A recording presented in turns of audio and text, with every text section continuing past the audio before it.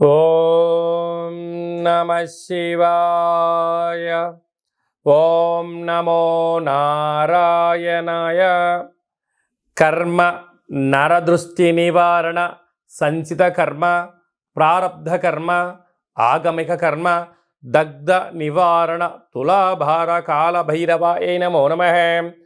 ఓం దిగంబరాయ విద్మహే సింహవాహనాయ ధీమహి తన్నో సంహార కాల భైరవ ప్రచోదయాతు.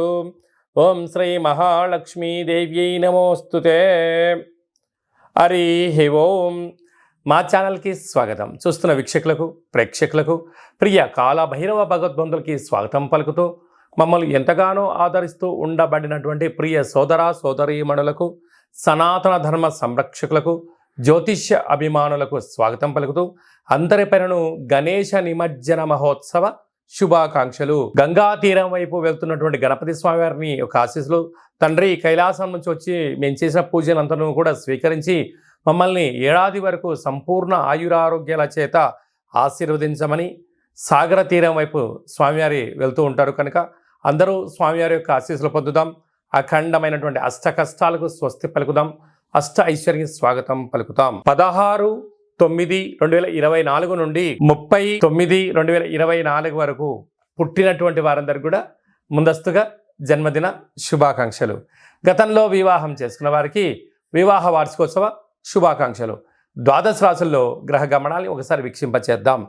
వృషభ రాశిలో దేవగురు బృహస్పతి శత్రుస్థానంలో సంచార స్థితి. మిథున రాశిలో కుజ భగవానుడు సంచార స్థితి. సింహరాశిలో బుధ భగవానుడు సంచార స్థితి. కన్య రాశిలో త్రిగ్రహ కూటమి రవి శుక్ర కేతు సంచార స్థితి. కుంభరాశిలో శని భగవానుడు స్వక్షేత్ర తిరోగమన వక్రగమన సంచార స్థితి. మీనరాశిలో రాహు సంచార స్థితిలో ద్వాదశ రాశుల్లో గ్రహ గమనాలు ఈ విధంగా ఉన్నాయి. ధనుసు రాశి వారు విఘ్నేశ్వర స్వామి వారి యొక్క గంగా తీర ప్రయాణ సందర్భంగా ఎలాంటి విధులను పాటించాలో ఈ వీడియోలో సవివరంగా సంపూర్ణంగా తెలుసుకుందాం. ధనుసు రాశిలో ఏ నక్షత్రాలు వస్తానగా మూలా నక్షత్రంలోని 4 పాదాలు, పూర్వాషాఢ నక్షత్రంలోని 4 పాదాలు, ఉత్తరాషాఢ నక్షత్రంలో 1 పాదం కలిపితే ధనుసు రాశి. చాలామందికి పుట్టినటువంటి కాల సమయంలో డేటా ఆఫ్ బర్త్లు లేనటువంటి కారణం వలన పేరు యొక్క మొదటి అక్షరాన్ని అనుసరిస్తూ రాశిని తెలుసుకునే ప్రయత్నం చేద్దాం. ఏ యో బా బి బూ ధా బా డా బే అక్షరాల వారందరూ కూడా ధనుసు రాశి జాతకులే. ధనుసు రాశి యొక్క అధిపతి దేవగురు బృహస్పతి సంచారం చేయడం వలన సంపూర్ణంగా వీరికి ఈ విఘ్నేశ్వర స్వామి వారి యొక్క నిమజ్జన మహోత్సవ సందర్భంగా శనగపప్పుతో కూడుకున్న పదార్థాన్ని ఒక 16 ప్రమిదలుగా ఏర్పాటు చేసి ఆ యొక్క అన్నిట్లో పసుపు రంగు కలిగినటువంటి ఒత్తులను వేసి, అంటే 16 వెలిగించగలిగితే చాలా అద్భుతం. లేదు ఒకే పెద్ద ప్రమిదలో 16 ఒత్తులు వేసి నెయ్యిని కొబ్బరి నూనెను పోసి గణపతి స్వామి వారికి విశేషణ మంగళ నీరాజనములు ఇచ్చి కళ్ళకు అద్దుకోవడం.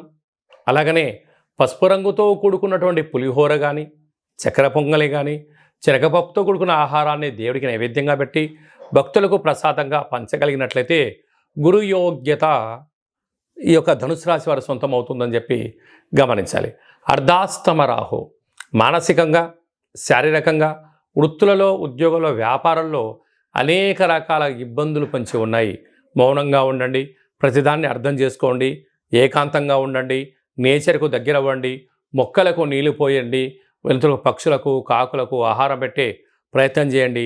అన్నింటా విజయం ధనుసు రాశి వారి యొక్క ఆశీస్సులకు గణపతి స్వామి ఎప్పుడూ ఆశీస్సులు ఉంటాయని చెప్పి గమనించాలి.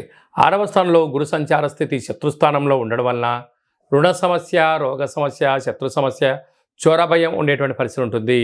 మౌనంగా ఉండండి, ధ్యానంగా చేసే ప్రయత్నం చేయండి. సప్తమంలో కుజుడు సంచారం చేయడం వలన కుజదోష ప్రభావం కారణం వలన మీ యొక్క జన్మ నక్షత్రం రోజున పూర్ణిమ అష్టమి తిథి యందున దూర వాయు జల ప్రయాణాలు పెట్టుకోవద్దు. అలాగనే ఎవరితో దయచేసి వాగ్వివాదాలు పెట్టుకోవద్దు. ఎవరైనా ఏదన్నా అన్నా కూడా మౌనంగా దాన్ని స్వీకరించండి. కొంతకాలం తర్వాత కాలమే దానికి సమాధానం చెప్తుందని చెప్పి గమనించే ప్రయత్నం చేయగలగాలి. అలాగనే భాగ్యస్థానంలో బుధుడు, రాజ్యస్థానంలో త్రిగ్రహ కూటమి కారణం వలన రవి శుక్ర కేతు సంచార స్థితి ఉండడం వలన ఉద్యోగంలో ప్రమోషన్, ప్రమోషన్ వచ్చిన చోట మీకు మంచి ఆదరాభిమానాలు, రాజగౌరవాలు, రాజ సన్మానాలు, అలాగా యాజమాన్యం నుంచి, బంధువుల నుంచి, మిత్రుల నుంచి మంచి ప్రోత్సాహకరమైనటువంటి మాటలు వినడం, ప్రమోషన్స్ రావడం, అన్నింటా ధనుసు రాశి వారికి యోగదాయకమే, సూర్ణపు కాలమే అని చెప్పి గమనించాలి. అలాగే సాఫ్ట్వేర్ ఉద్యోగస్తులు, హార్డ్వేర్ ఉద్యోగస్తులు, టీవీ ఛానల్లో పనిచేసేటువంటి వారు, గృహ భవన నిర్మాణ కార్యక్రమాల్లో పాల్గొనేటువంటి వారు, అలాగనే సినిమా రంగ ప్రపంచాలు, సంగీత విద్వాంసులకు చాలా మంచి కాలం ఉందని చెప్పి గమనించాలి.